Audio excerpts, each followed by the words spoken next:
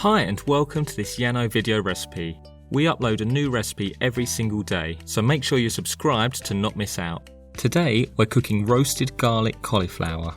Before we start, take a look at the link in the description below. You can order the pre-measured ingredients to cook this recipe at home.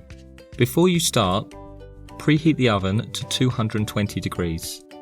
In a casserole dish, evenly spread the cauliflower florets. Drizzle over the oil and add the garlic. Give everything a good mix to ensure it's evenly covered.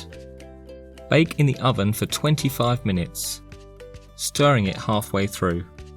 Once cooked, sprinkle with parsley and parmesan. Put the dish under the grill for 5 minutes to get the cheese a beautiful golden brown.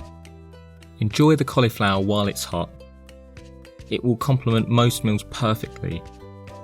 A versatile and delicious side dish. Thanks for watching and don't forget to like this video. We upload a new recipe every single day, so make sure you subscribe to not miss out.